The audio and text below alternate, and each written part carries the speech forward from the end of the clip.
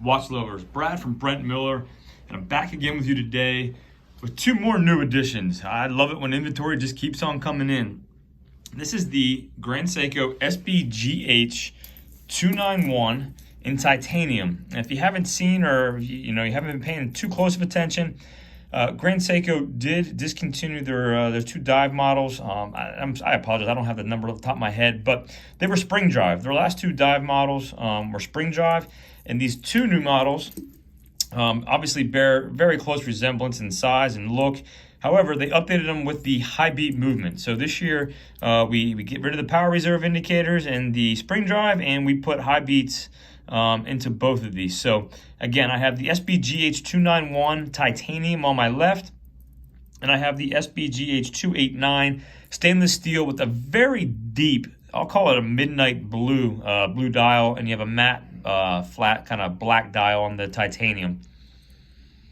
Case dimensions on these are exactly the same except for their weight, which I will get to here in a second. I measured these at 43.7 millimeters across the bezel, and that is from the end of the knot, the part, the notch that sticks out part. Obviously if you go in a little bit, it's gonna be a little bit smaller, but all the way across, 43.7 is what I measured. 14.8 millimeters thick. 50.3 from lug tip to lug tip, and you have the wonderful drilled lug holes. 22 millimeter lug width. Both are rated at 200 meters water resistant, and again are using the Grand Seiko High Beat 9S85. It has a 55-hour power reserve and is +5, -3 seconds accuracy per day. Overall, I like them both. You certainly can feel the weight in your hand though. So the stainless steel here on my right, 206.8 grams. Again, that's full bracelet, all links, a little bit of tape still on it. The titanium is an extremely light, 142 grams. So quite a noticeable difference between the two, which you would expect with titanium, but really just does not even feel like it. For the size of the watch, barely exists, which is pretty cool. So anyway, looking over features, obviously you got your applied indices. I love the hands on the Grand Seiko divers. Date window here at 3, and you can see it's not a plain white. It's almost got like a silver date window. Sorry, my minute hand there, but both of the date windows appear to be the same. And really, I think it comes down to, do you like a blue dial? And do you like titanium? If you like titanium and don't want to even feel that this large of a diver's on your wrist, titanium is by far the way to go. If you like a little bit of heft, then the stainless steel, if you like the blue, is definitely your option. Both really nice. Both, as you would expect, solid stainless steel case backs. You got the Grand Seiko emblem there in the middle. And we have the same bracelet that you would see on the outgoing models. You obviously do have like a ratcheting extension here. Fold over with your Grand Seiko logo on your fold-over buckle.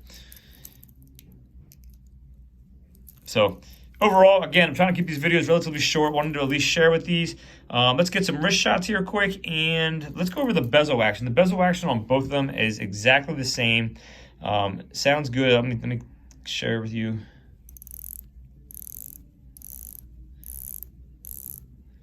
A little bit more quiet than some of the other divers we've recently reviewed.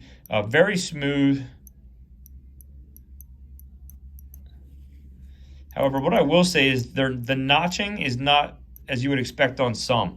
It's pretty easy to move the bezel. Actually, when I was kind of trying to get my fingerprints off this, just by, well, here, I'll show you. Not too often, you don't even need to grab it, and you can move the bezel. Little bit of back play.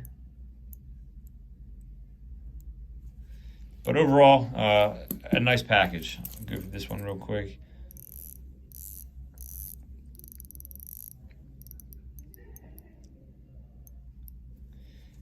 LumaBright for your indices in your hands. And let me see, I did kind of give these a little bit of a charge. Trying to get you guys some lume shots.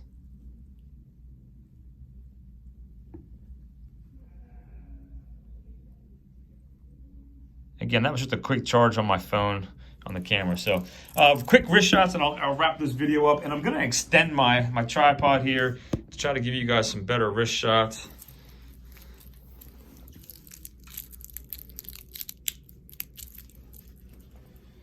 So there's the stainless steel, and again, 6 3/4 inch wrist. So my wrist is not very large.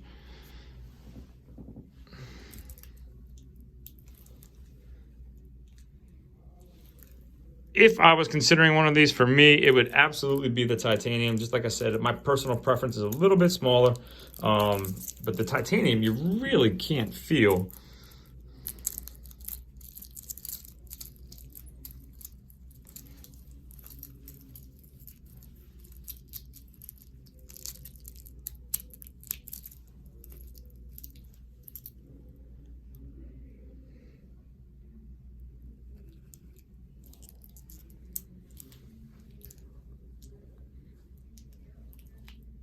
So there you have it, gang. If there's anything I can do for you, a review you want to see, a comparison, shoot me an email, brad@brentlmiller.com. Thanks for watching. Let me know what you think of these new Grand Seiko divers, and I'll catch you in the next video.